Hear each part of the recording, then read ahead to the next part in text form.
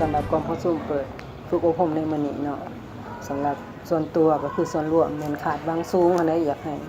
ได้นักจิตอาสาหรือว่าอย่างไรนักกฎหมายที่ประจำอยู่แต่ละบ้านเนี่ยเพื่อหยังเพื่อช่วยเหลือของประ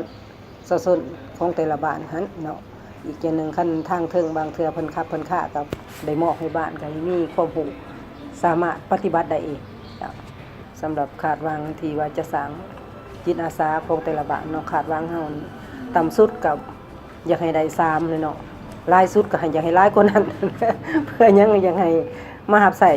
แต่ละบ้านให้มันได้รับใช้ประชาชนเฮาเนี่ยเนาะความรู้ความสามารถก็ได้จ้ะอันนี้เฮาก็อยากปลุกระดมนะวันบรรดาวงการจัดตั้งบรรดาลูกหลานเนาะของแต่ละบ้านหั่นนะให้จะตั้งใจหรือว่าฝึกฝนเอาความรู้ความสามารถเพื่อไปรับใช้บ้านเฮารับใช้ประชาชนบ้านเฮาจิตใจอันนี้ถือว่าการเป็นทำบุญในตัวเนาะในนี้การช่วยเหลือคนอื่นถือว่ามันเป็นการทำบุญแต่เพื่อความทุกข์ยากของคนอื่นเฮาต้องคิดเห็นในด้านตัวนี้เป็นโกกจ้ะ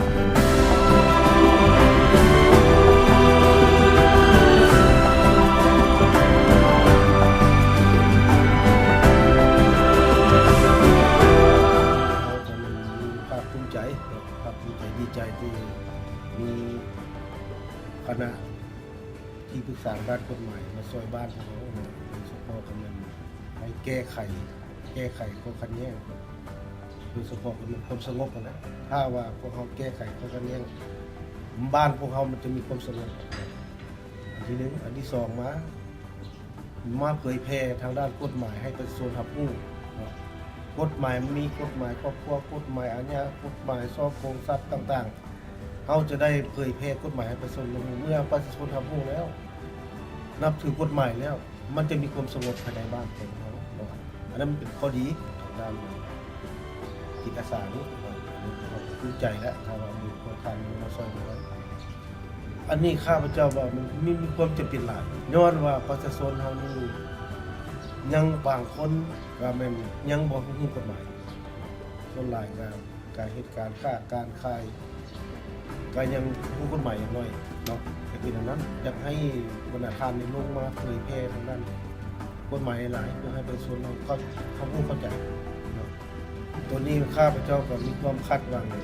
เชื่อว่าพวกท่านจะลงมาชี้นำปฏิบัติเฮ็ดให้บ้านของเรามีความสงบมีความสามัคคีแล้วฮักผู้กฎหมายเนาะฮักผู้กฎหมายเพื่อให้ประชาชนเข้าใจเนาะเข้าใจแก้ไขเรื่องงาน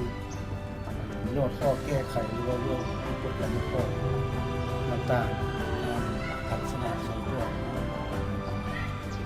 ดีเพราะว่าการช่วยเหลือคนอื่นก็คือการช่วยเหลือตนเองเพราะว่ามันเป็นการเฮ็ดให้คนอื่นมีจิตทางดีขึ้นว่าจะดีขึ้นแต่ว่าบ่ให้อยู่ในสภาพแวดล้อมที่รุนแรงหรือว่าบ่ถูกต้องเฮ็ดให้คนเฮานี่มีความเสมอภาคกันสำหรับยิ่งใส่กระดาษกฎหมายว่าจะซะมันถูกต้องว่าจะการดำรงชีวิตถ้าเฮาบ่เฮ็ดคอยบ่เฮ็ดเจ้าบ่เฮ็ดคนอื่นบ่เฮ็ดมันก็เท่าสูญคือเก่าแต่สั่นแล้วสังคมปัจจุบันนี่หมายความว่าอยากให้ต้องการหลายเกี่ยวกับจิตอาสาจิตอาสาก็คือผู้อาสาสมัครเนาะแม่นบ่ผู้อาสาสมัครเพื่อให้สังคมของเฮานี่อยู่ในความสงบสุขอยู่ในความเบิกบานมวลซื่นอยู่ในความอยู่เย็นเป็นสุขบ่ให้มีความปรากฏการณ์อย่างท้อเกิดขึ้นนะครับ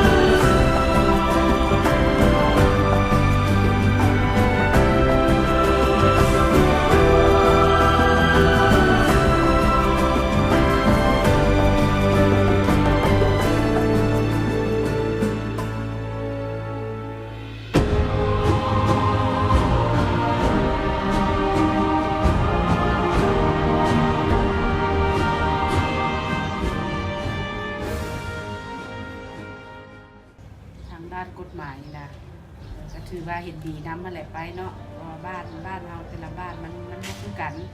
คดีบ่คดีความอันแต่ละอันนั้นส่วนหลายมันจะไปคันเทิงเนาะเดี๋ยวนี้เพิ่นมาเผยแพร่น้ำบ้านถือว่าดีหลายขนาดคันสิเว้าส่วนหลายตะกี้เฮาคันว่าฮักไปไปเฮ็ดเวียกไปนั่นคันบางคนไปแลนเรื่องคดีเนาะต้องว่ามีเงินอหย่างเนาะเดี๋ยวนี้คันถือว่าการอาสานี่นะก็ถือว่าหนึ่งไปช่วยเหลือเจ้าก็ถือว่าได้บุญกุศลนะคือบ้านเฮาเนาะถ้าไปซอยเหลือเพิ่นเอาเฮือแฮงไปซอยก็ถือว่าเฮามีบุญว่าซั่นซะเฮาอยากไปซอยเพิ่นแบบว่าบ่หวังสิ่งตอบแทนคือว่าเฮาไปเฮ็ดบุญว่าซั่นซะคันเฮาไปวัดไปหยังเฮาก็ต้องมีทื่นนอนเล็กๆน้อยๆไปกินไปทานเนาะสมมุติว่าคือว่าเฮาไปซอยเหลือ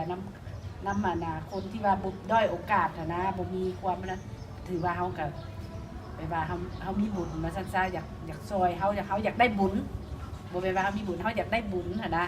ไปซอยเหลือล่าสิหั่นนะพวกที่ว่ามันด้อยโอกาส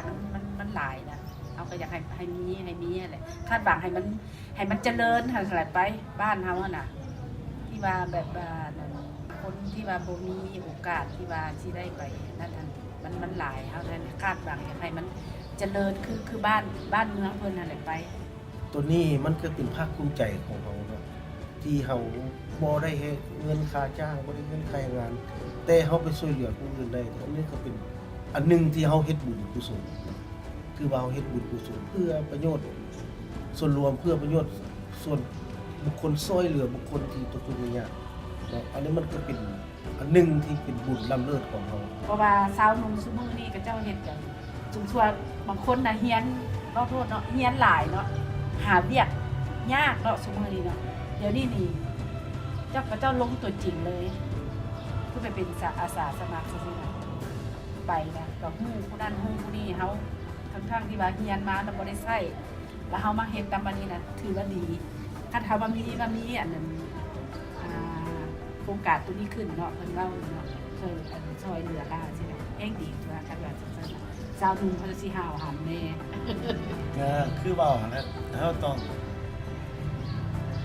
มีจิตใจเสียสละแต่ว่าอยากเฮ็ดอยากทำแท้นะอยากเฮ็ดจะทำแท้เพราะว่าเฮ็ดไปแล้วมันมีการตอบแทน